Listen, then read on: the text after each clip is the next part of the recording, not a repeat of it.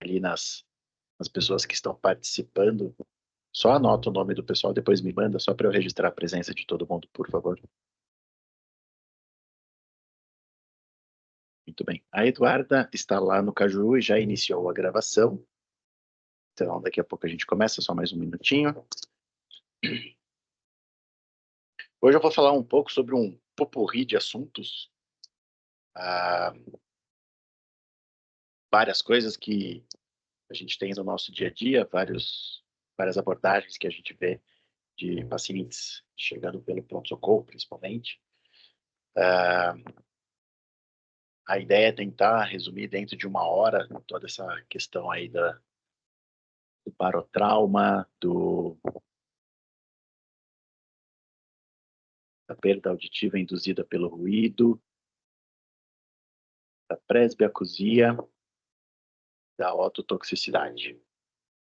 Então, a gente vai falar um pouquinho sobre cada assunto, resumo aí de cada uma das fisiopatologias, do quadro clínico do paciente, diagnóstico e o tratamento. Tentar fazer isso de forma resumida dentro dessa próxima uma hora. Tá? Quem ainda não quem ainda não acessou o Kahoot, quando eu terminar uma das partes da aula, voltar nessa janela do Kahoot, a gente vai pedir para vocês se conectarem. Em seguida eu tenho duas perguntinhas, volto aqui para a aula, e aí depois eu termino a aula e a gente vai ter mais uma perguntinha, tá? É tudo bem tranquilo, é mais porque eu preciso que vocês participem, aprendam, ouçam, gravem, vejam, memorizem, seja lá o que for, mas é importante porque são temas que caem na prova de título, fazem parte aí do dia a dia do otorrino, então a gente precisa relembrar alguns conceitos com vocês. Tá bom? Vou falar inicialmente do barotrauma, depois eu passo para a perda auditiva induzida pelo ruído, faço uma pincelada na presbiacusia, no trauma acústico e na ototoxicidade. Eu tinha reservado aqui o finalzinho da aula para os artigos, mas pela densidade de temas que a gente vai ter, acho que nunca se falou tanto em uma única aula, sobre tantos temas diversos, então reservei aí para pular os artigos dessa vez, mas semana que vem, sem falta, a gente vai ter artigo, tá bom? Eu vou começar com o barotrauma. Desde quando a gente tem aí um mecanismo adaptativo no meio terrestre, a gente tem a orelha média como um componente importante para fazer não só a equalização, mas também para ajudar na transmissão do som e a amplificação do mesmo. Existem relatos desde antes do nascimento de Cristo, de eventos que envolviam apneia, principalmente de mergulhadores, né, principalmente quando a gente fala aí da antiga Grécia, por conta dos gregos fazendo a busca de tesouros e também dos japoneses, por conta da busca do alimento no alto mar. Dentro da otorrinolaringologia, o barotrauma é muito importante porque, graças a mecanismos não fisiológicos, você vai acabar encontrando o paciente com essa situação. Então, se você tiver pequenas e não bruscas, se você tiver um movimento transitório, de, não de forma súbita, da pressão atmosférica, que exerce uma influência na região da membrana timpânica, você vai ter adaptações fisiológicas e, consequentemente, você vai ter uma boa adaptação da orelha média. Acontece que quando você tem uma variação brusca da pressão atmosférica ou um mau funcionamento da tuba auditiva, você pode estar diante de uma situação que facilita o barotrauma. O barotrauma otológico é o mais frequente, até porque a gente pode ter, por conta da fragilidade da membrana timpânica, essa distensão e, consequentemente, perfuração, né, traumática da membrana timpânica, mas, obviamente, a gente pode ter também o pulmonar, como na situação ali do mergulhador. Essas lesões que acontecem dentro da orelha são ou permanentes ou transitórias, a depender do que a gente encontra de tempo em iniciar o tratamento ou em situação de variação da pressão. O trauma do ouvido, né, o trauma otológico, ele é o mais frequente. Ele pode ser encontrado em situações de pessoas que estão em voos comerciais ou voos militares, principalmente aquelas pessoas que vão viajar estão com sintomas de gripe, por exemplo, né, ou de rinite, sinusite, como obstrução nasal, rinorreia, dificuldade de equalização na região da tuba auditiva. Os mergulhadores, nas mesmas condições de sintomas gripais, por exemplo, que vão fazer mergulho tipo scuba diving com cilindro, ou até mesmo aqueles que vão fazer em apneia, que não precisam do cilindro, também estão expostos à situação do barotrauma otológico. Os trabalhadores de ambientes hiperbáricos, esses são principalmente aqueles que estão em região onde você tem explosões, por exemplo, né, mineradores, por exemplo, que cada vez mais estão indo para regiões mais baixas e que, por acaso, podem sofrer com essas variações de pressão atmosférica, ou até mesmo aqueles que trabalham em altitudes, que também podem ter uma descompressão brusca. Pacientes que, por acaso, têm que fazer oxigenoterapia hiperbárica também são pacientes expostos ao barotrauma, então, por feridas escaras de posição, por exemplo, ou feridas com infecção crônica, você pode ter também por conta da necessidade da oxigenoterapia hiperbárica e, de novo, pacientes que vão ter aí uma dificuldade de equalização, já com sintomas respiratórios, eles podem ter, então, o barotrauma por conta da exposição ao ambiente da oxigenoterapia hiperbárica. E aqueles que, por acaso, estão em zonas de guerra também, né, ou aqueles que estão comemorando o final de ano, uma festa junina, que tem aí, infelizmente, aí a questão de explosões ou estouros de rojão e fogos de artifício, podem sofrer também barotrauma otológico. Lembrando da fisiologia da orelha média, a gente tem aí uma absorção de gás, o gás que a gente respira, o gás do ambiente, ele vai ser absorvido pela mucosa da cavidade da orelha média a uma taxa de 0,0008 milímetros de mercúrio por minuto. Isso faz com que, ao longo do dia, sem ter nada de abertura da tuba auditiva, você vai ter uma pressão diminuindo dentro da orelha média. Por conta disso, haverá uma retração da membrana timpânica e isso vai estimular quimioreceptores que estão posicionados em toda a mucosa da orelha média, que vai deflagrar, então, o reflexo da deglutição. Consequentemente, na região da tuba auditiva, que eu tenho um mecanismo valvular, eu vou acionar todos aqueles músculos que fazem parte da nossa tuba auditiva, que ajudam na abertura da tuba auditiva, e esse mecanismo valvular, então, eu vou conseguir abrir de forma ativa, enquanto que o fechamento acaba sendo passivo. Essa abertura, ela pode ocorrer de forma espontânea, na qual eu obrigatoriamente ou conscientemente eu vou estimular. Então, quando eu, por exemplo, eu faço a deglutição, ou quando eu tenho uma abertura forçada da boca, tá? E aí, nas situações de espirro ou de bocejo, eu também posso ter uma abertura da tuba auditiva. Aproveitando que eu falei dos 4 músculos da abertura da tuba auditiva, quem poderia me responder quais são esses 4 músculos? Elevador do véu palatino, tensor tímpano, salpingo-faríngeo. Mais um.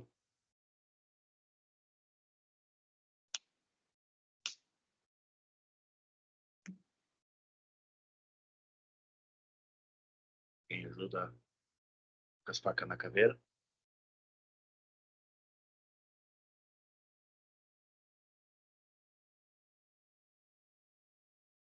Então, o Lucas falou salpingo-faríngeo, elevador do véu palatino, tensor do tímpano e... Tensor do véu. Você falou? Falei já, então não sei outro. Não, peraí, você falou tensor do tímpano, tensor do véu palatino, salpingo e... Salpingo e o elevador do véu. Isso, são os 4 mesmo. É isso aí. Muito bom. Dando continuidade, então, por conta do aumento da pressão atmosférica, você vai ter uma medialização da membrana timpânica, que vai ativar, então, esses mecanismos de válvula para deglutição. Entrar para a rinofaringe, e você tem o equilíbrio da pressão dentro da orelha média. Esse mecanismo de reflexo para a deglutição, que ativa esse mecanismo da deglutição, é deflagrado aí quando você tem essas variações de 10 a 12 milímetros de mercúrio.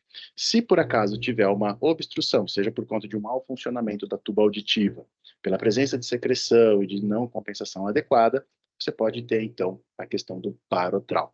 Pensando aqui num esquema onde eu tenho um corte coronal barra sagital de uma orelha média, tá? Então, o componente da orelha externa, com seu conduto, a região da membrana timpânica, aqui nessa região indo em direção para a rinofaringe, eu tenho a tuba auditiva e a sua porção cartilaginosa.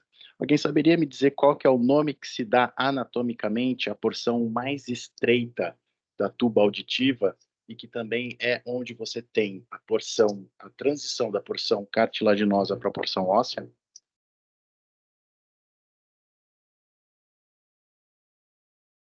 Quando a gente faz a dilatação da tuba auditiva, utilizando de balão, a gente vem até essa região que eu quero saber o nome. E aí o balão dilata toda essa estrutura cartilaginosa e essa óssea não é dilatável. Mas qual que é o nome que se dá para essa região de maior estreitamento da tuba auditiva? Alguém sabe me dizer? Ninguém? Tá. Essa é a região do istmo da tuba auditiva, tá? A porção mais estreita da tuba auditiva. Dando continuidade, então vamos imaginar aqui num aumento da orelha média, então eu consigo identificar a membrana timpânica, martelo, bigorna e região do estribo na sua janela oval, e eu consigo ver a região da janela redonda, bem como a região aqui que vai para o protímpano e, consequentemente, a tuba auditiva. Então, se eu tenho um aumento da pressão atmosférica, eu vou ter uma medialização da membrana timpânica, vou ter uma movimentação da cadeia ossicular, e na região da segunda janela, aqui na região da janela redonda, eu vou ter uma exteriorização, uma lateralização em relação ao promontório da membrana da janela redonda. Isso em mecanismos normais de adaptação. Se por acaso eu tenho um bloqueio da região da tuba auditiva, eu posso ter então uma falha nesse mecanismo uh, de adequação, principalmente se o paciente resolver fazer a manobra de Politzer, tá?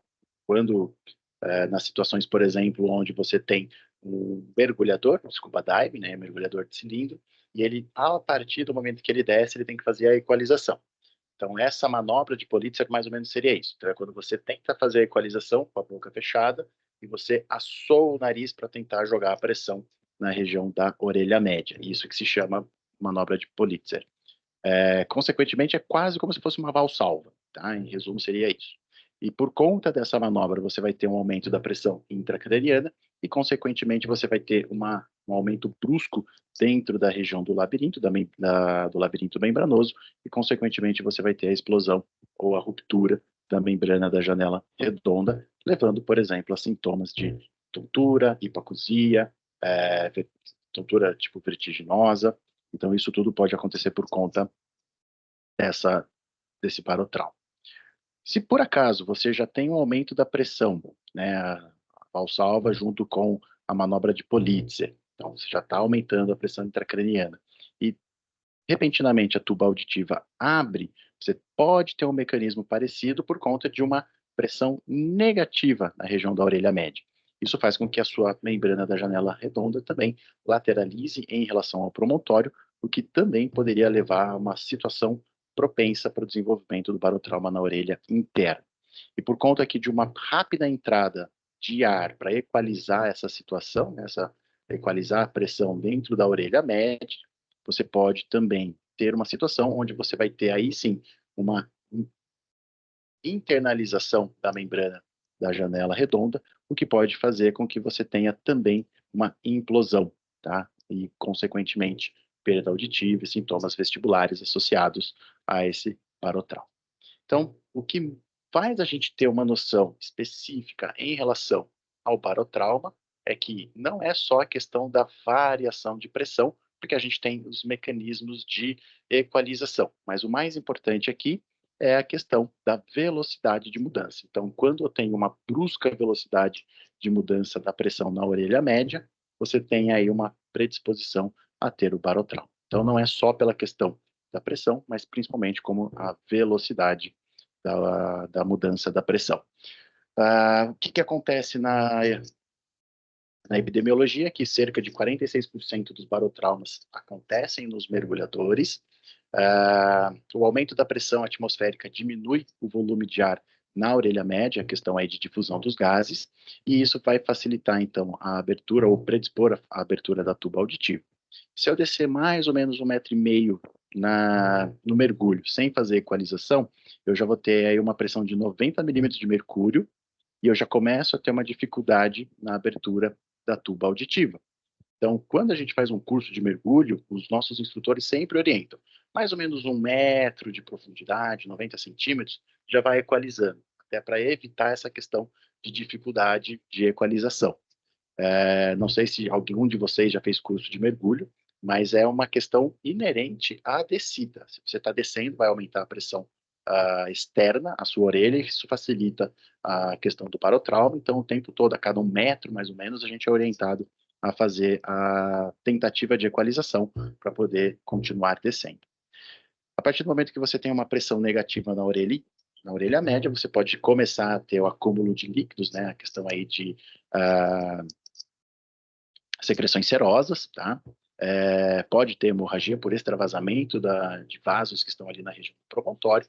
Você pode ter edema na região da mucosa da orelha média e, consequentemente, você pode ter a perfuração. Você tem o edema e todos esses fluidos, você pode também ter uma dificuldade da equalização e, consequentemente, por conta da diminuição da pressão atmosférica, você também pode ter uma dificuldade de fazer a equalização. E quando você tem a perfuração, você pode ter também acontecendo numa subida rápida para a superfície, você pode ter essa membrana, a perfuração da membrana timpânica, e o que também pode ocasionar o trauma pulmonar, que é aquele mal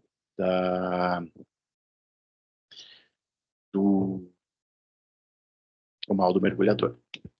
Geralmente o paciente se apresenta com uma otalgia intensa, podendo vir com uma hipoacusia e sensação de plenitude, pode ter, durante a inspeção, questão aí de uma otorragia, e você pode ter um paciente que se queixa também de vertigem, principalmente nas situações onde ele já tem aí uma deiscência do canal de Falópio, você pode ter também acometimento de líquido e um trauma na região do nervo facial, que está deiscente, e isso pode gerar uma paralisia facial. Desde a década de 1940, a gente tinha uma classificação, que é a classificação de TID, em relação ao barotrauma da orelha, que pode ser classificada de entre normal, retração, hiperemia, líquido retrotimpânico, que o grau maior, que é a perfuração da membrana timpânica, mas atualmente a gente tem a classificação de TID modificada, que basicamente eu não tenho nenhum sintoma e nem alteração do exame físico, sendo o grau 0. O grau 1, eu já tenho uma retração ou uma hiperemia da membrana timpânica. O grau 2 são os mesmos achados do grau 1, com uma hemorragia leve da membrana. O grau 3 é a mesma coisa que o grau 2, mas com uma hemorragia grave de membrana timpânica. O grau 4, basicamente todo um hemotímpano. E o grau 5, com a perfuração. As diferenças entre grau leve e hemorragia grave, né? Meio difícil da gente classificar. Ou ele está mais vermelho, está menos vermelho, se ele não tem nenhuma descrição se é metade da membrana, 25% da membrana.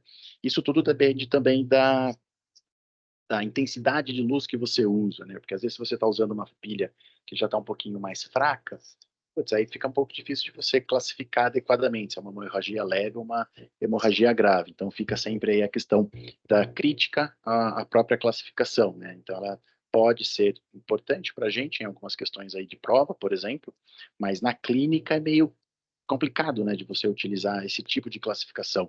Basicamente, se você vai ter uma retração, uma hiperemia, você já pode pensar, poxa, mas uma hiperemia, eu não posso confundir com uma hemorragia e por aí vai, né? E o hemotímpano, qual que é a diferença, né? O hemotímpano, lembrando que já é o sangue extravasado na região ali da orelha média. Então, faria aí a nossa inspeção, nosso exame físico bem específico para essa situação, na situação do barotrauma. Então, os fatores de risco, o principal aqui é a obstrução da tuba auditiva.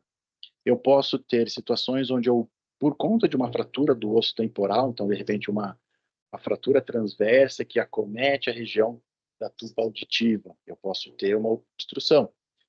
Se eu tiver, por exemplo, uma adenoide aumentada, como principalmente é o caso das crianças, que obstrui ali a região da abertura da tuba auditiva na rinofaringe, ou até mesmo um tumor na situação de um paciente mais idoso, com uma otite serosa unilateral, então eu posso ter aí um fator de risco importante para condições do barotrauma. Situações de edema de mucosa, principalmente aquela questão que envolve alergias, infecções virais das vias aéreas, a rinocinusite crônica, ou até mesmo a situação onde um paciente foi submetido a uma radioterapia, todas essas condições podem gerar um edema da mucosa e, consequentemente, uma obstrução da tuba auditiva. O barotrauma da orelha interna acaba sendo uma consequência também do barotrauma da orelha externa e da orelha média, geralmente com a descida ou a subida de mergulhos, tá? Geralmente por conta de descenso intenso, rápido, sem equalização, e subida rápida para a superfície, tá? Muito raro quando você faz algum tipo de esforço, valsalva ou contral, tá? Os fatores de risco, basicamente, um aqueduto vestibular alargado, isso muitas vezes a gente acaba descobrindo quando do exame complementar de uma tomografia. Situações de otosclerose podem gerar o barotrauma da orelha interna por conta de fratura da platina do estribo de uma forma súbita, que pode acontecer por conta da mudança brusca da pressão atmosférica e da pressão dentro da orelha média, e em situações de estapedotomia ou estapedectomia, na qual você tem a colocação da prótese, você pode ter uma movimentação brusca do sistema ossicular junto com o sistema da prótese, o que faz com que você tenha uma internalização dessa prótese, podendo gerar lesão dentro ali do labirinto membranoso. Tanto que a situação da estapedotomia é uma condição que a gente sempre discute com o paciente que tem a otosclerose, que é uma situação onde, sabidamente, existe uma contraindicação para o mergulho após a cirurgia da estapedotomia. Então, isso deve ser discutido com o paciente, principalmente se ele for um mergulhador profissional, desses, por exemplo, de plataforma de petróleo, por exemplo, deve ser discutido a questão de fazer ou não fazer a cirurgia, e que após a cirurgia é uma contraindicação à continuidade dos mergulhos. O quadro clínico da orelha interna o paciente pode se apresentar com a hipoacusia, vertigem, incapacitante, a sensação de plenitude, um zumbido, ou até mesmo uma hiperacusia por conta da perda dos reflexos acústicos. O diagnóstico diferencial deve ser feito aí por conta da doença descompressiva da orelha interna, a cinetose e o mal do desembarque. A avaliação desse paciente, além do exame físico, né, e da história muito bem feitas, envolvem a audiometria tonal e vocal, a impedanciometria, a audiometria de tronco encefálico. Você pode solicitar as imagens, né, consequentemente uma tomografia, e caso você tenha a vertigem persistente, você vai ter a suspeita de uma fístula perilinfática. E se você também tiver, você vai solicitar a imagem, principalmente nas situações onde você tiver a vertigem persistente ou uma suspeita de fístula perilinfática ou uma perda auditiva neurosensorial ou uma perda auditiva mista, mas principalmente para excluir as lesões mais graves. O tratamento na situação do barotrauma da orelha externa vai envolver a limpeza local, aspiração cuidadosa, uso de gotas antibióticas. Pode ser necessário o uso do antibiótico sistêmico e, principalmente, a analgesia. O paciente chega para você porque ele está com dor de ouvido após o mergulho. Então, além de fazer esses cuidados locais, você não pode esquecer de fazer a analgesia. Obviamente, o grau de analgesia vai depender da sensibilidade de cada paciente, mas não pode esquecer de fazer o uso da prescrição com analgésico. E para o trauma da orelha média, tá? Então também lembrar da analgesia. Você pode, nessa situação, usar os descongestionantes nasais, tá? Ou os descongestionantes sistêmicos. Aqui eu prefiro sempre deixar reforçado que quando você vai prescrever descongestionante nasal, você tem que deixar claro que é por um tempo bem estabelecido, de 3 a 5 dias, tá? E caso os sintomas permaneçam, o paciente tem que retornar para uma nova avaliação, tá? Os descongestionantes nasais, a gente já está cansado de ver as complicações do uso crônico, então isso daqui você tem sempre que reforçar para o paciente.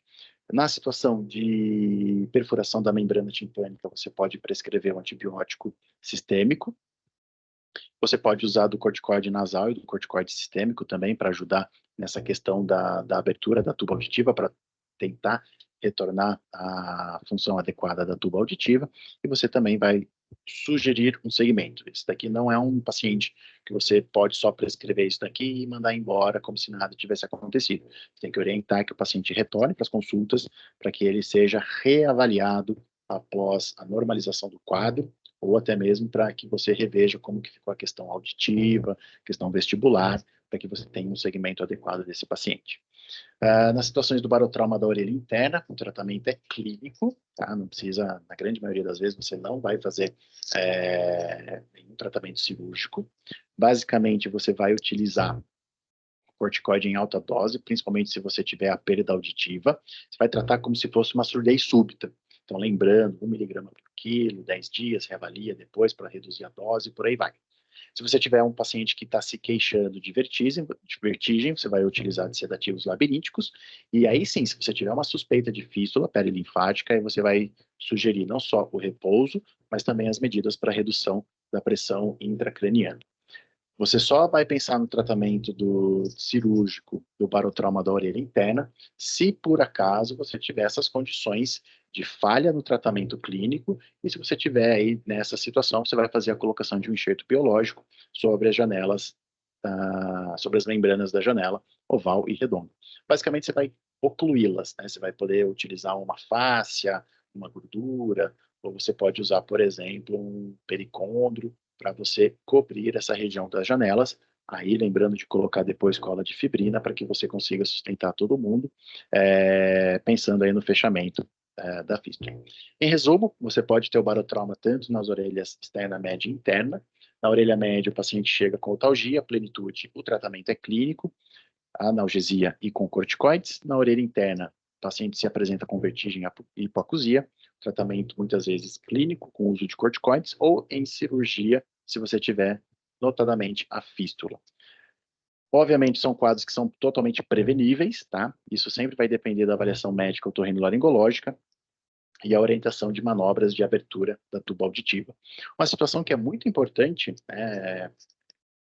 eu atendia em São José dos Pinhais, onde é sede ali de muitos trabalhadores ali da aviação, né, por conta do aeroporto, e vira e mexe a gente atendia ali em São José dos Pinhais trabalhadores da aviação civil, né, pilotos, comissários de bordo, que chegavam com sintomas gripais e pediam para ser avaliado exatamente se podiam ou não viajar. Tá? E nessas situações de barotrauma, a gente acaba orientando de não fazer a viagem por conta do risco de ter essa situação deflagrada durante o voo, durante o exercício profissional desse trabalhador. E isso pode ser muito incômodo para ele, porque afinal de contas ele está no meio do trabalho, muitas vezes na hora não tem muito o que se fazer, até que ele desça o avião e seja reavaliado para ver se houve um barotrauma na orelha externa, na média ou na inteira. Né? Então é muito importante você orientar o seu paciente de que em situações de sintomas gripais, não que seja totalmente contraindicado de se viajar, às vezes é uma viagem inevitável, mas que você tem que orientá-lo de hidratar a mucosa da cavidade nasal, de repente, né, ser orientado a utilizar um descongestionante nasal, um corticoide nasal, de ficar acordado, principalmente nas situações onde você tem um aumento da pressão, que geralmente são nas situações de descida do avião, né, no momento da aterrissagem, e de ficar acordado nesse período para mascar chiclete, tomar água, para hidratar, né, a mucosa como um todo, para evitar, né, para tentar minimizar as chances de acontecer aí alguma situação de barotrauma, tá bom? Por enquanto, alguma dúvida?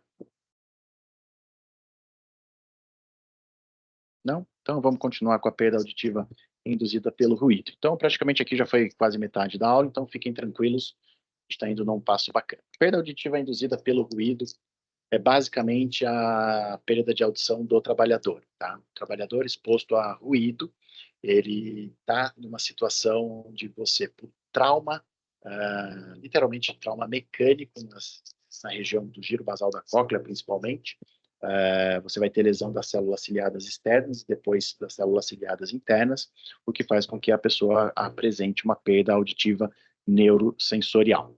Essa perda auditiva neurosensorial, ela é irreversível. Então, não importa se ele parou de se expor ao ruído, o que ele lesionou de célula, lesionou e ele não consegue reverter. Ou seja, não tem remédio, tem corticoide intratimpânico que possa ajudar a diminuir a perda que ele já apresentou. O tratamento, obviamente, vai depender do grau de perda de audição e, consequentemente, o uso de aparelhos, de amplificação sonora, acabam sendo aí uma opção interessante. Essa perda da PAIR, ela inicialmente acomete as frequências de 3.000, 4.000 e 6.000 Hz. Então, tradicionalmente, a gente vê um audiograma que ele vem normal de 250, 500, 1.000, 2.000 Hz. Ele começa a fazer como se fosse o desenho de uma colher, o perfil de uma colher. Então, em 3.000, 4.000 e 6.000, e ele retorna, geralmente, nas fases iniciais, à normalidade ali em 8.000 Hz. Raramente a PAIR vai levar uma perda auditiva profunda, tá? Então ela não vai passar dos 40 decibéis nas baixas frequências até 2.000 Hz, e ele não vai passar de 75 decibéis nas altas frequências a partir de 3.000 Hz. Isso vai acontecer até 15 anos de exposição. Depois dos 15 anos, a gente já não tem mais esse mecanismo de lesão da PAIR e a gente começa a ter outros mecanismos associados, tá? Mas PAIR, puramente, você vai ter uma característica de perda de audição e de progressão até 15 anos de exposição. O bom é que quando você para de se expor ao ruído, você para de progredir a perda de audição. E tradicionalmente é uma perda auditiva bilateral, tá? Pode ter uma certa assimetria, tá?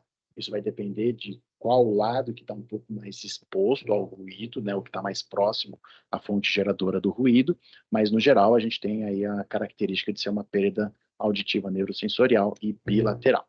Então, como eu comentei, né, a gente tem um padrão da PAIR que ela começa bilateralmente, acometendo as frequências de 3.000, 4.000, 6.000 Hz e tende a voltar aos lineares dentro da normalidade em 8.000 Hz, e conforme o tempo de progressão, você pode ter perdas leves aí até os 40 decibéis nas frequências baixas, até 2.000 Hz, e depois até mais ou menos uns 75 decibéis nas frequências altas, tá? Você pode ter geralmente esse retorno aqui em 8.000 Hz, ou você pode terminar de descender toda a curva audiométrica.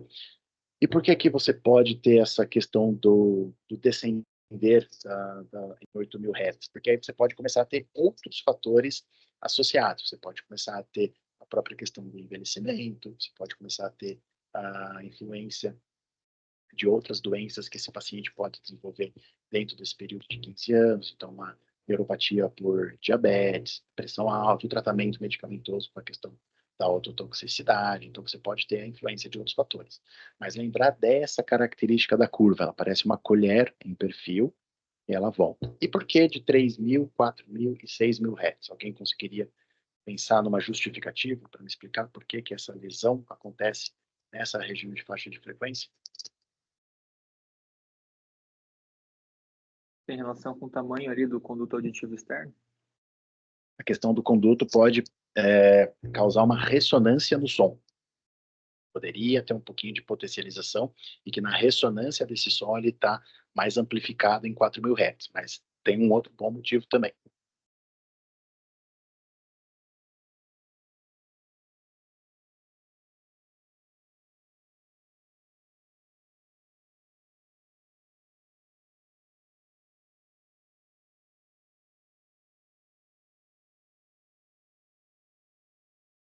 Caracteristicamente, a região ali do giro basal da cóclea, quando a gente está fazendo a primeira curvinha, chegando da janela oval, é tradicionalmente onde a gente encontra a maior concentração de células responsáveis por essa faixa de frequência. Então, é onde você vai ter uma maior zona de impacto desse som, acima dos 85 decibéis.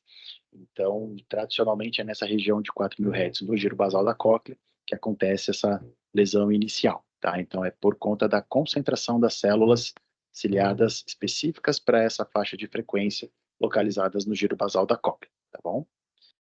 E aí, uma das outras justificativas do porquê você não vai encontrar tradicionalmente na PAIR lesão em 12.000 Hz, 16.000 Hz, porque essas células elas estão muito próximas da região da janela oval, onde vai vir o estímulo mecânico aí do som alto, né? E elas não vão sofrer essa influência de forma tão marcante como as células ali dos 4.000 Hz, por exemplo, tá? A anamnese desse paciente para a nossa avaliação é super importante, porque, infelizmente, a gente já viu alguns pacientes no consultório, tá? Eu já discuti um caso muito parecido com essa questão com o Fabrício, e muitos pacientes chegam para a gente já com segundas, terceiras, quintas, décimas intenções, né? Quer dizer, ele está querendo ter aí um benefício secundário com algum relatório nosso. Então, a anamnese nessa situação é uma anamnese que deve ser muito bem trabalhada. Não adianta fazer um relatório de 5 minutos falando que ele tem PAIR, não adianta querer fazer relatório escrevendo que ele tem uma perda auditiva em 3.000, 4.000 e 6.000 Hz compatível com PAIR. Você não sabe qual é a real exposição dele aos sons altos, então você não pode afirmar isso, tá? Quem tem a premissa de fazer esse tipo de relatório, inicialmente, é o médico do trabalho. Mas, às vezes, por questões judiciais, o especialista é convidado a fazer um relatório de nível secundário, e aí a nossa parte envolve uma boa anamnese. Então, nessa anamnese, obviamente, a gente vai perguntar de sintomas auditivos, de sintomas vestibulares, de sintomas para-auditivos, então a questão da presença ou não de zumbido, questão de irritabilidade aos sons, tá? Isso tudo faz parte de uma anamnese voltada à questão da PAIR. Principalmente, quando a gente fala de PAIR, a gente tem que pensar, bom, esse paciente, para ser considerado paciente com PAIR, ele tem que ter exposição a sons altos dentro do trabalho. Então, eu tenho que perguntar para ele qual é todo o histórico ocupacional dele para ver se existe alguma relação. Então, por exemplo, alguém que trabalha em escritório, com o telefone do lado, que toca, e eventualmente eu uso, converso com uma pessoa que está do outro lado da linha, mas eu faço isso por 3 anos. Vou embora, sou demitido. Essa pessoa, por acaso, ela sofreu PAIR? Se ela aparecer com uma perda auditiva na audiometria? O que você acha, Isabela? Uma pessoa que trabalhou em escritório, só o telefone do lado, ele nem ficava o tempo todo falando ao telefone, mas trabalhou ali por 3 anos e por acaso foi fazer uma audiometria e estava lá com uma perda de audição. Essa perda é uma perda relacionada ao ruído?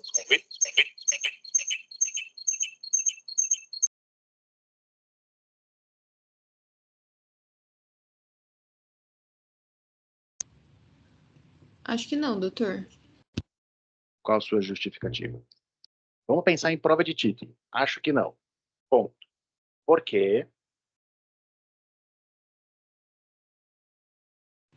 Que você mesmo falou, era uma exposição eventual ali, não constante do barulho, então acho que não justificaria. Ótimo.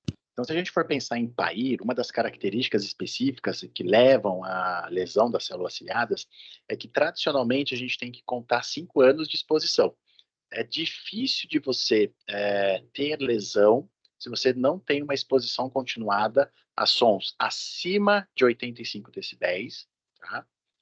Por menos de 5 anos. Tá? A gente fez um trabalho há um tempo atrás, a gente já mostrou, por uma avaliação de mais de 8.000 audiometrias, que dentro desse período de 5 anos você já pode começar a identificar alguma lesão ou um rebaixamento dos limiares de forma significativa em 3.000, 4.000 e 6.000, mas principalmente ali em 4.000 Hz, tá?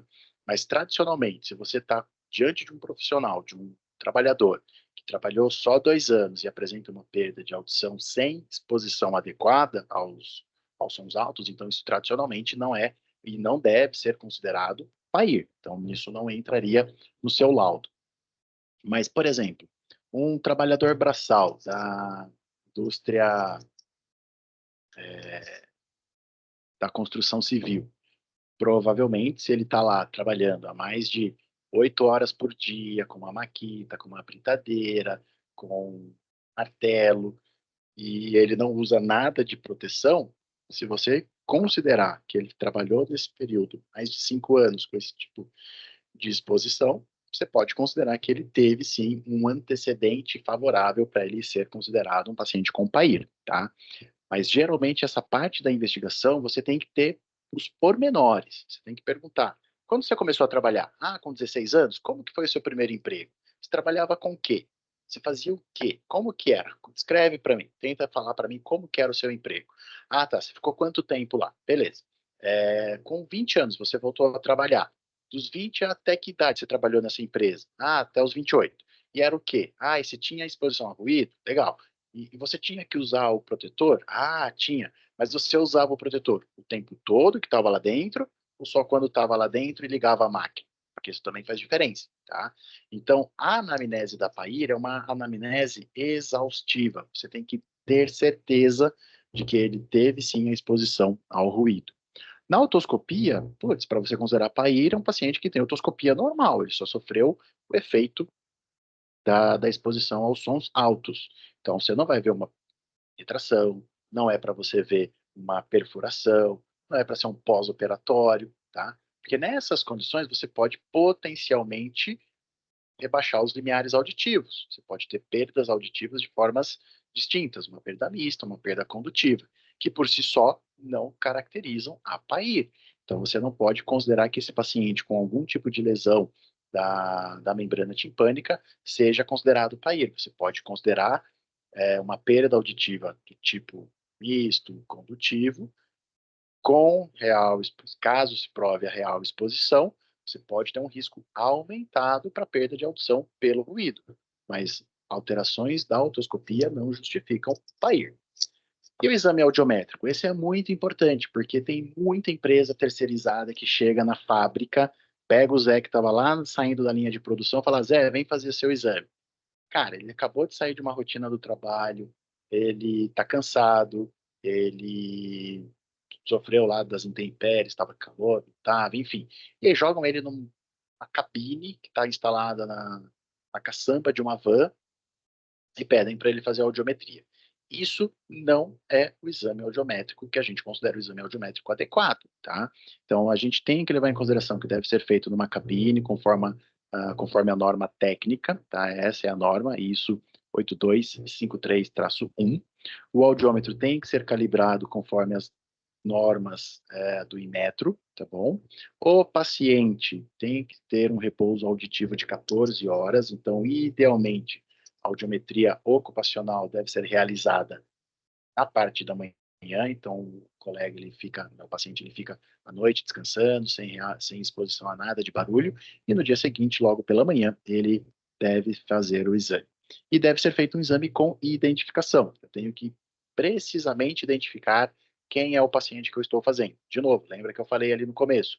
O paciente que chega com várias segundas, terceiras e décimas intenções.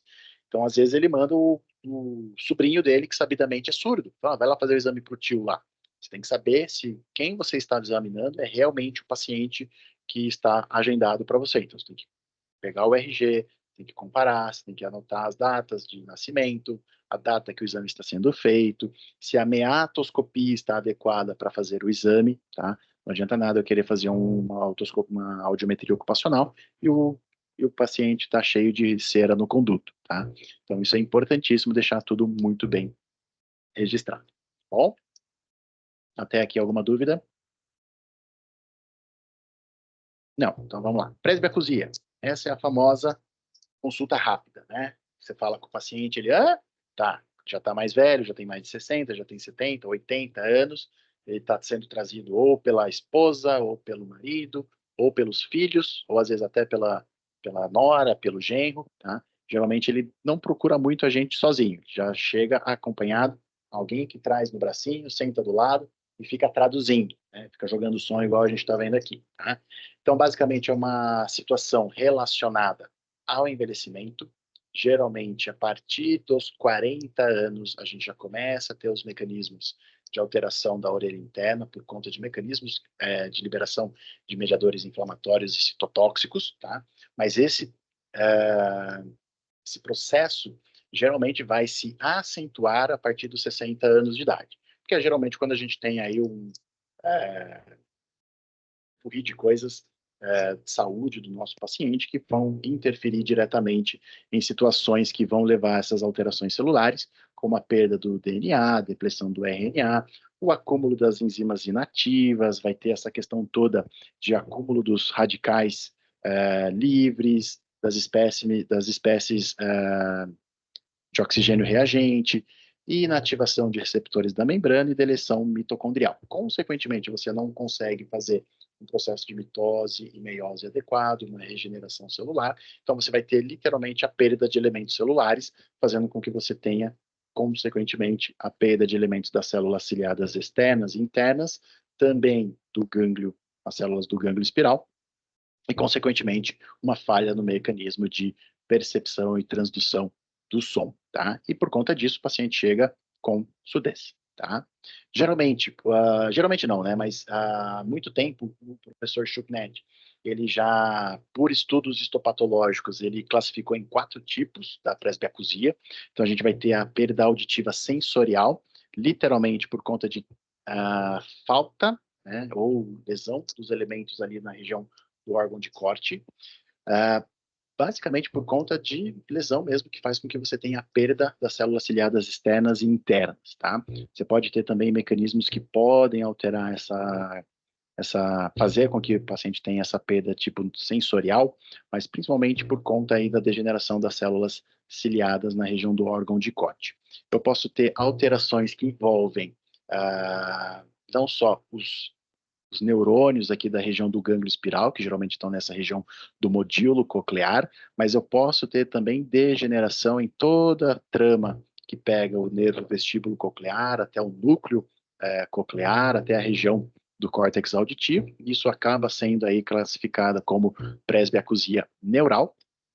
Eu posso ter a presbiacusia metabólica, aí a gente já está falando de falha no mecanismo de adequação da estria vascular em manter todo aquele gradiente de ação para manter aí a concentração de potássio na região da escala média dentro da cóclea, né? Então, isso faz com que, por conta dessa depressão de potássio, que eu não consiga manter e gerar a diferença de potencial adequada, eu também não tenha um bom funcionamento das células ciliadas ali no órgão de corte. E, por último, ele classifica também como presbiacusia mecânica, por conta aí de espessamento, calcificação na região da membrana basilar, que divide aqui o giro da rampa da escala timpânica e da escala vestibular, e aí esse enrijecimento dessa membrana basilar faz com que você não tenha um mecanismo de fisiológico do movimento que está ali sustentando o órgão de corte, e por conta dessa restrição de movimentação, você também não tem uma adequada estimulação ali das células no órgão de corte. Alguns estudos mais recentes também já mostram também que a presbiacusia mecânica já começa bem na região aqui da orelha externa e da orelha média, né? Então você já pode começar a ter o espessamento da membrana timpânica, e você também já pode começar a apresentar anquilose das articulações, incudo maleolar e incudo estapediano, tá? Bem como um enrijecimento também aqui da membrana da janela oval.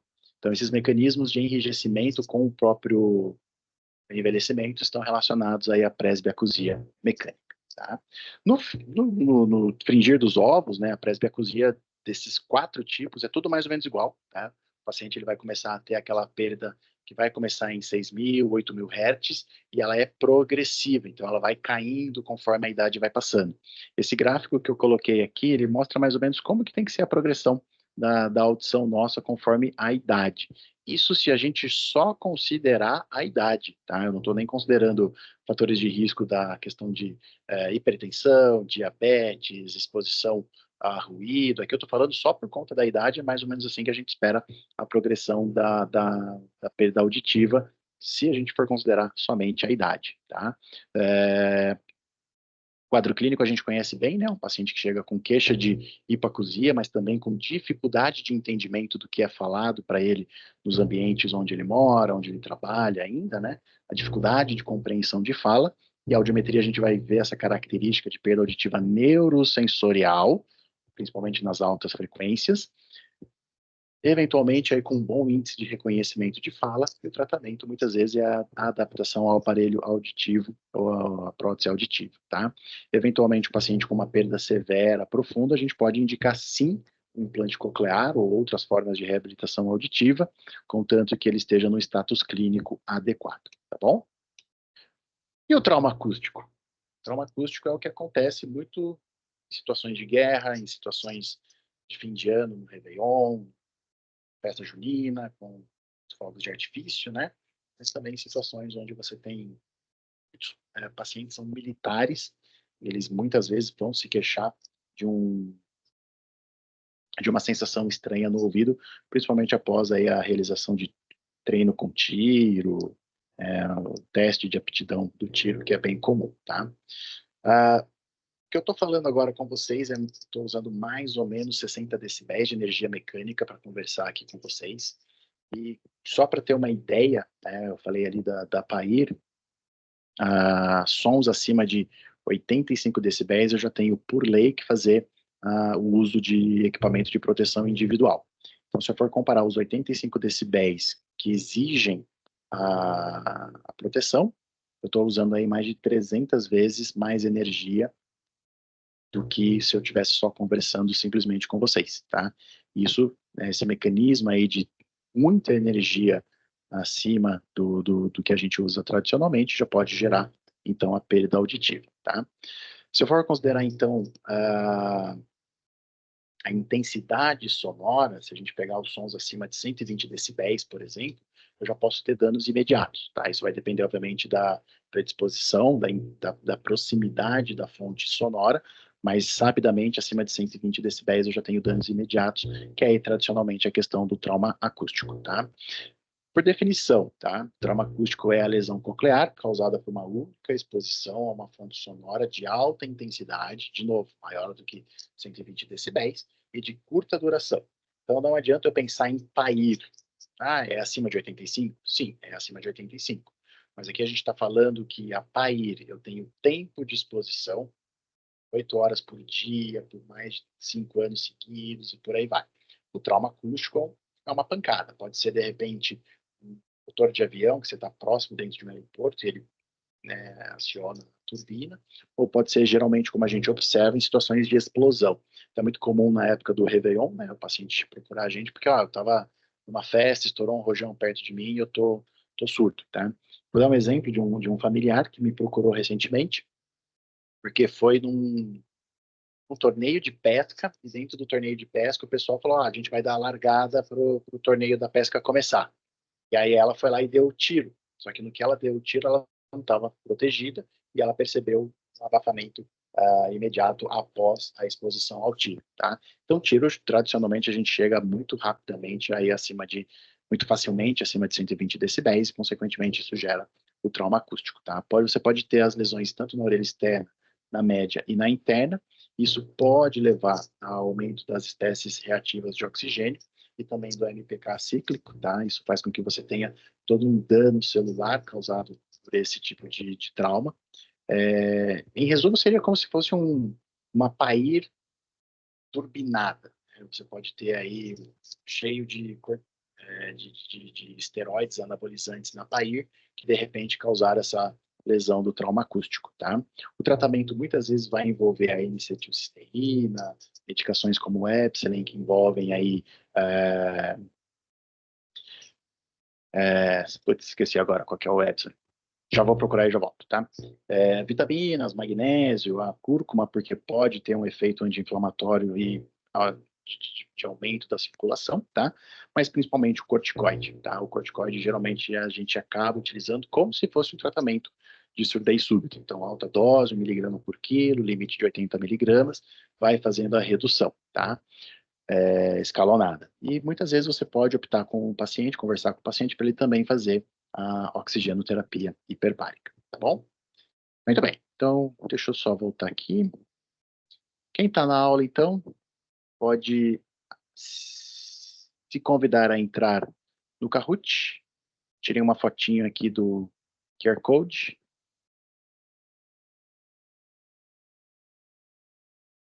Isso, opa. Entre no QR Code que eu tenho 2 perguntinhas para vocês.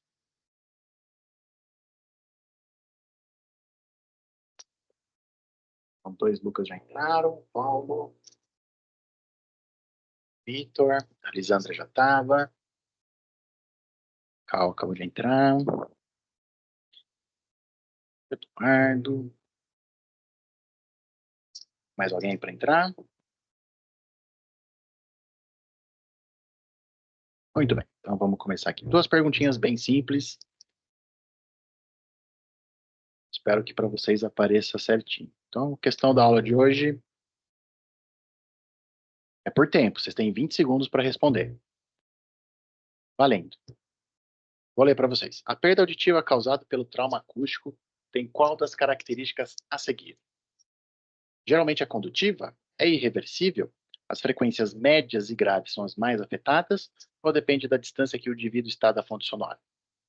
9, 8, 7, 6, 5, 4, 3, 2, 1. Muito bom. Todo mundo aqui, a maioria veio na resposta 5. Perfeito. Quer dizer, que depende da distância em que o indivíduo está da fonte sonora. O meu não apareceu qual era, só apareceram as cores. Só apareceu as cores, não apareceu a resposta? Não, eu só Ih. coloquei, eu não sabia qual era. Ah, então sabemos quem não respondeu. Muito bem. Ou quem respondeu errado. Eu chutei aqui. Não, tranquilo, tranquilo.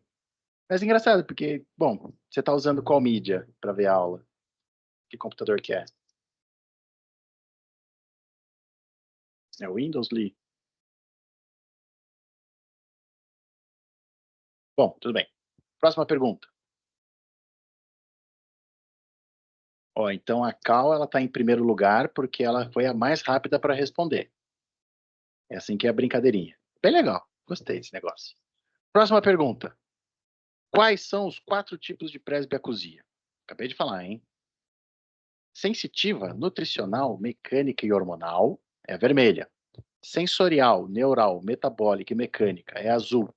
Sensorial do idoso, traumática e hormonal é a amarela. Sensorial, neural, hormonal e mecânica é a verde. Muito bom, todo mundo respondeu, acerta. E não é a do idoso, tá? Muito bem, vamos ver. Quem que ganhou? Hugo, em terceiro lugar. Em segundo lugar, o Vitor. E em primeiríssimo, a Cal. Muito bom, Cal. Parabéns, Cal. É isso aí. Então, o pessoal do evangélico tá rápido no gatilho, hein? Isso aí, gostei. Muito bom. Lucas Demétrio. Lucas Demétrio. Tudo bem, vamos dar continuidade. Então, por fim, aqui eu vou falar um pouquinho da ototoxicidade. Literalmente, ela é uma afecção iatrogênica. Tá? Ela não acontece se o médico não interferir. Tá? Ela não vai acontecer por conta de um som, não vai acontecer se o paciente tomar mais ou menos sol, ele não vai acontecer se o paciente tomar água, né? Ele basicamente acontece porque nós, profissionais de saúde que somos, interferimos no mecanismo de alguma coisa. Ou por conta de um tratamento, ou por conta de uso inadvertido de alguma medicação. A incidência não é definida porque pouquíssimos relatos, né, pouquíssimos são os pacientes que trazem essa queixa para o médico novamente, falam, poxa, eu passei num pronto atendimento, tomei uma macrodentina, sei lá, e, putz, nem voltei para falar isso daqui, tá? Ele vai procurar a gente, profissional da audição, tá? Depois de muito tempo, falar, putz, eu perdi a audição, mas será que foi por conta dessa medicação? A maioria dos pacientes não pensa nessa situação, tá? Então, nós, profissionais da audição que somos, otorrinolaringologistas, médicos, a gente tem que ficar atento, tá? De qualquer forma, a primeira descrição da ototoxicidade foi em 1944, por conta do uso de streptomicina, e a partir dos anos de 1980, a gente começou a ter um boom de relatos de ototoxicidade por conta aí dos quimioterápicos. A partir do momento que a gente amplia o tratamento para câncer, a gente começa a ter mais e mais descrições de ototoxicidade. Então, basicamente, o que a gente tem? Né? Tantas medicações antiangioplássicas, antihipertensivas, próprios antibióticos, anti-inflamatórios não hormonais, os diuréticos, principalmente os diuréticos de alça, e também os antissépticos e os desinfetantes, tá? Eles podem gerar, então, bloqueio na transdução dos canais de cálcio nas células ciliadas externas, e que por conta disso a gente pode encontrar também ação direta, né, por ação direta de algumas medicações, lesões diretas nas células ciliadas externas e internas, nas células de suporte, na estria vascular e nos neurônios do gânglio espiral. Isso tudo pode gerar a perda de audição.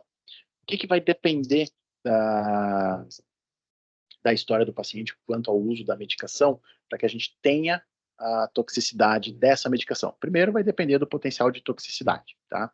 Depois vai depender da dosagem absoluta, então se eu uso uma dose muito alta, de uma forma muito, às vezes de dose única, por exemplo, eu já posso ter esse mecanismo de toxicidade sendo aplicado nas células auditivas. O tempo de duração do tratamento e a forma como é administrada a medicação também pode interferir. Por exemplo, se antibióticos por boca, eles vão ter aquele mecanismo de primeira passagem gástrica, né? Isso já pode metabolizar as medicações, fazendo com que eu não tenha 100% da toxicidade influenciando sistemicamente, tá? Em compensação, se eu fizer endovenosa, eu já posso ter essa toxicidade agindo diretamente dentro do meu labirinto e, consequentemente, eu já posso ter esse mecanismo de toxicidade associado. Eu posso ter um mecanismo de toxicidade associado se eu tiver o uso prévio ou simultâneo de outras medicações que podem gerar aí mecanismos de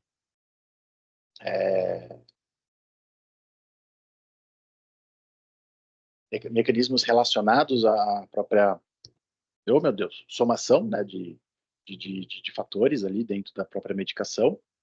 E eu posso ter também a questão da susceptibilidade individual, tá?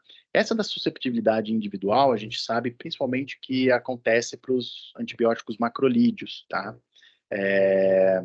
Existe uma mutação bem estabelecida, tá? Que é a deleção M1555-DELG, tá? Se o paciente tiver essa mutação, ele sabidamente é um paciente que está suscetível a ter a perda de audição por conta do uso dos macrolídeos, tá? Existem outras mutações genéticas, isso daí se a gente procurar no PubMed vai aparecer algumas, tá? E não são poucas, e que vão mostrar para a gente se o paciente tem ou não a susceptibilidade, tá? E quais são os locais de lesão primordiais, né? Basicamente o ouvido inteiro, tá? Então, na região do giro basal da cóclea, eu posso ter esses mecanismos acontecendo de forma mais evidentemente, então fazendo com que o paciente tenha a perda nas altas frequências. Eu posso ter lesão direta nas células de sustentação aqui na região do órgão de corte, então as células ciliadas externas, célula ciliada interna pode, consequentemente, sofrer, tá? Mas principalmente as células de sustentação, tipo a de Hansen e de Daters, que ficam nessa região do órgão de corte.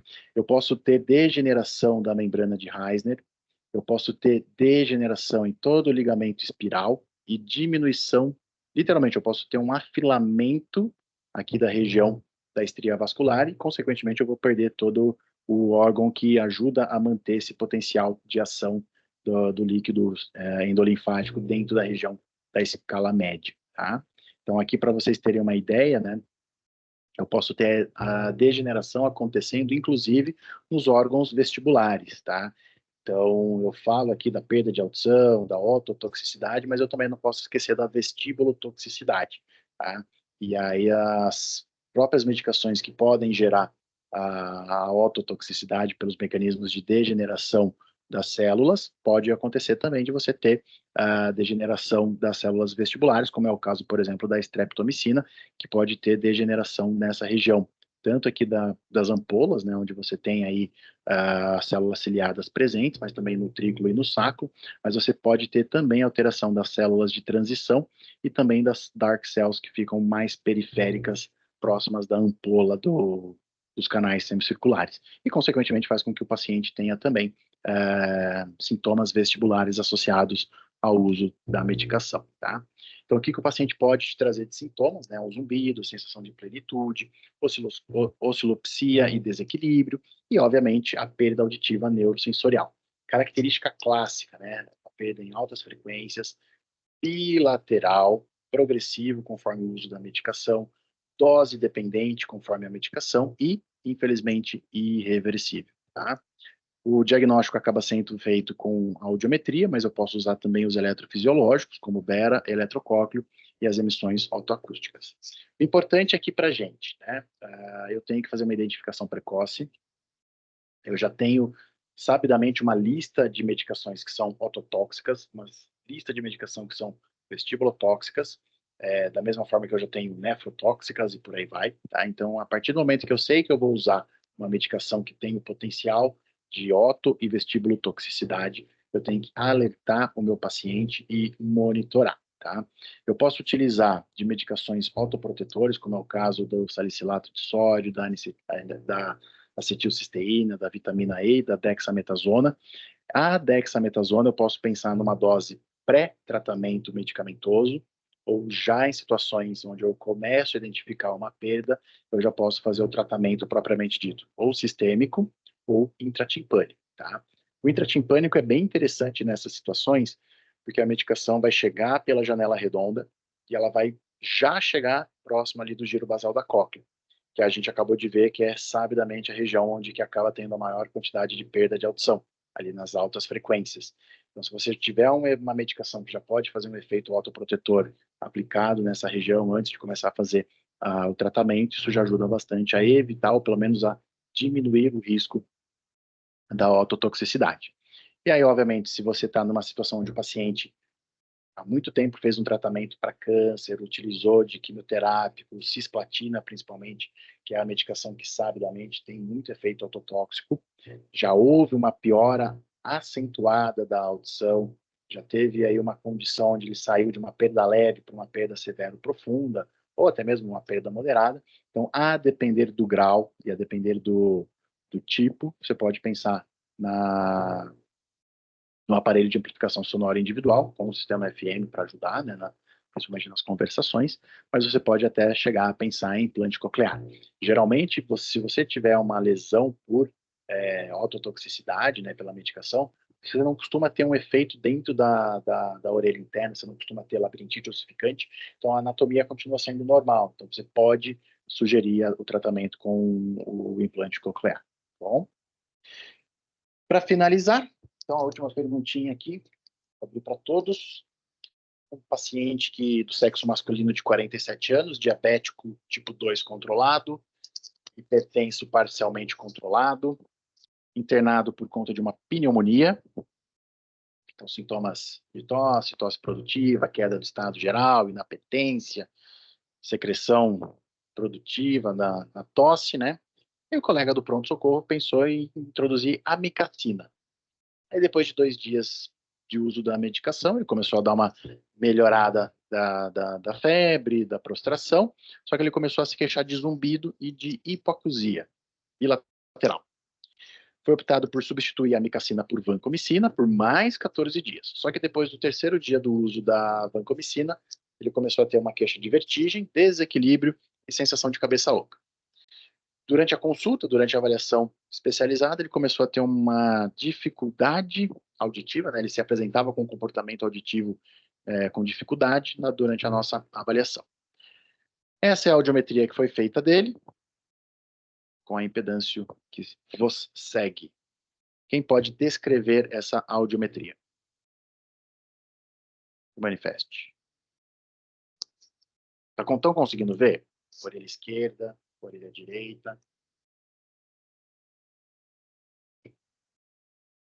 Orelha direita em vermelho, tá, gente? Por favor. Isso aqui eu tirei do capítulo do ProRL, até lá eles erram essas coisas. Olha que beleza.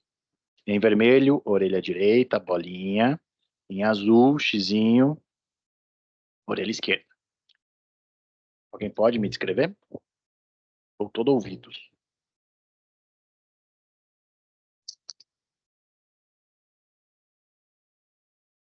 Ninguém, pelo amor de Deus. Vamos lá. Lucas Tita, vamos lá. Está enxergando a minha tela? Sim. Perfeito. Então, o que a gente tem aqui? Tem uma perda auditiva neurosensorial bilateral severa e profunda à esquerda. Severa, profunda esquerda. Você está falando aqui o vermelho, né? Então é o direito. Isso. É porque aqui está escrito esquerda. Isso. Tá. A direita, então, profunda e a esquerda severa. Tá. E a esquerda, você falou que tá? Neurosensorial também. Neurosensorial também. Mas é bilateral, certo? Bilateral. Simétrico ou assimétrico? Assimétrica. Aqui a direita está um pouquinho pior, né? O SRT aqui está em 70, enquanto que da orelha esquerda está em 55, né? E como que está o índice de reconhecimento de fala? Está compatível com esse gráfico? Sim. Uma perda leve para moderada severa aqui da orelha esquerda, só 52% de reconhecimento de fala a 95 decibéis. Tá ruim, né? Sim. Tá bem desagradável, né? Aí a gente vai fazer então uma prova calórica só para ter certeza que o labirinto está, entre aspas, funcionando. Alguém poderia só de passagem descrever o que está aqui nesse exame de prova calórica?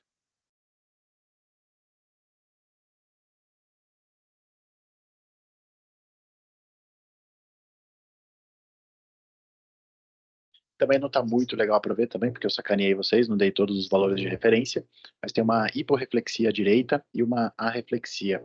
Quer dizer, uma arreflexia à direita e uma hiporreflexia à esquerda, tá? Muito bem. Qual que é o provável diagnóstico desse paciente? Quem chuta? Acabamos de ver. Podem abrir o coração. O que vocês acham?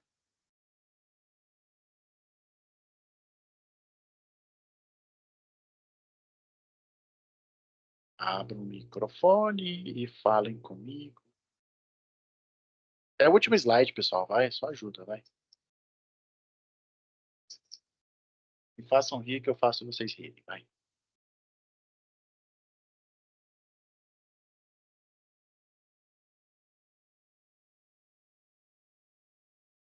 Bom, é uma perda auditiva por ototoxicidade da mica ou da vanco.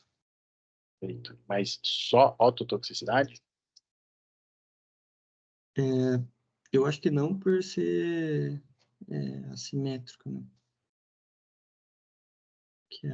Mas não tem vestibulotoxicidade no meio da história? Sim, ele tinha queixa de tontura também. E a prova Equilíbrio, né? calórica estava alterada. Isso, muito bem. E o que você acha que poderia ser feita na condução desse caso? Você acha que a troca das medicações foi adequada? Acho que as medicações foram adequadas? Eles trocaram uma droga ototóxica por outra ototóxica. Não sei se teria outra opção.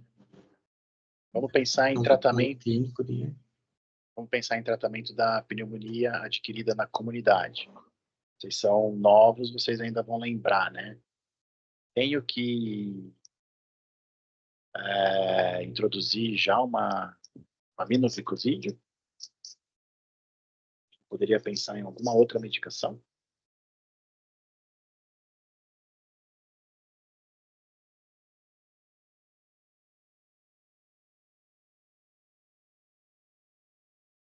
Aí a gente tem que sempre lembrar de rever quais são as reais indicações de medicações aminoglicosídeas, né? A gente sabe que o aminoglicosídeo tem esse potencial ototóxico, tá?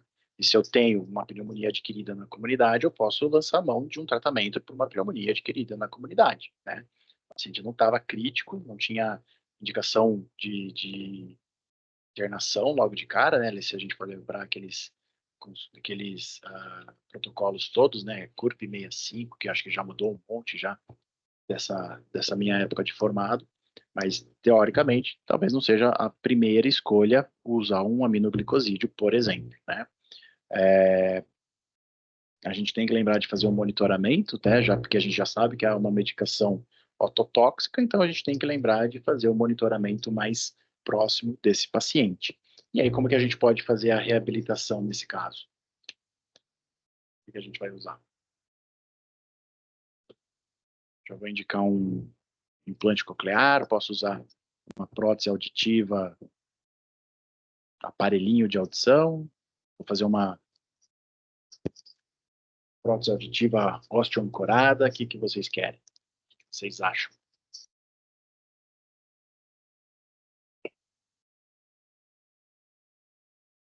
Um aparelhinho resolve?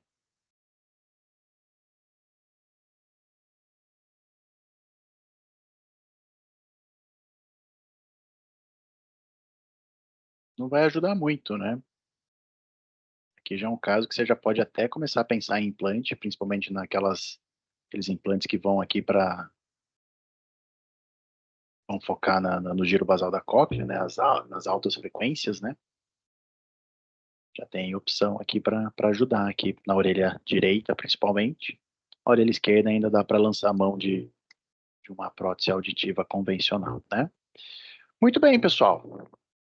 Depois de uma horinha e um pouco a mais alegrando a terça-feira à noite de vocês, terminamos. Dúvidas?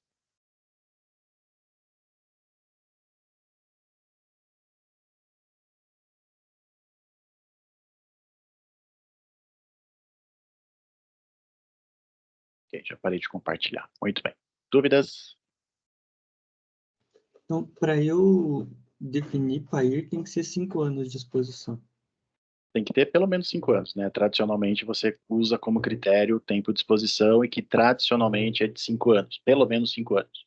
Se esse paciente tiver 1 ano de exposição ao ruído, não. Apesar de que tem um trabalho do João Lavinsky que fala que existe um gene da PAIR, né? Fala que existe essa possibilidade de você ter uma pessoa com alguma mutação genética que facilitaria a perda auditiva induzida pelo ruído. Mas se você não tiver esse tempo prolongado de exposição, você não consegue ter a PAIR. Então, no mínimo, os protocolos envolvem 5 anos de exposição, pelo menos.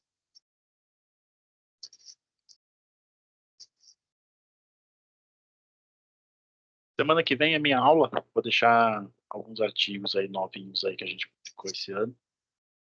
E alguns novos que eu tirei de umas listinhas boas aí também. Acho que eu vou fazer uma aula bem mais curta, bem mais objetiva, e vou deixar vocês apresentarem as aulas. Aliás, a gente está com um buraco na escala aqui das aulas. Acho que eu vou começar a nomear respeito para cada uma dessas aulas que está faltando, gente. Acho que vai ser uma boa. Nem quero ver. Muito bem. Dúvidas? Sugestões? Críticas? Qual tem aula semana que vem? Não entendi, Henrique. Otosclerose. Deixa eu só pegar aqui. Cara, é Ah, bastante. tá. Peraí. E da parte, as duas ficaram as outras 2 semanas seguidas, isso? Isso. Ah, não, olha que legal. A semana que vem é vestibulopatia crônica. Ah, não, é episódica, que daí é a parte, né? Então, é porque ela ia fazer hoje Ah, a não. episódica. Crônica, tá. Pode ser que ela vire, então, na semana que vem a episódica e deixe para o dia 14 de maio Tá. essa aula que foi... A minha foi puxada do dia 14 de maio, então pode ser que ela vire a vestibulopatia crônica. Tá. Então beleza. A minha aula sobre otosclerose, estapedotomia e reconstrução de cadeia oscular é só no dia 30 de abril. Então vocês têm uma semana a mais de folga para poder ler os artigos que eu vou deixar para vocês. Muito bom. Fechou? É isso. Dúvidas? Não? É isso, gente. Muito obrigado pela presença de todos. Uma ótima noite, bom jantar e até a próxima. Tchau, tchau.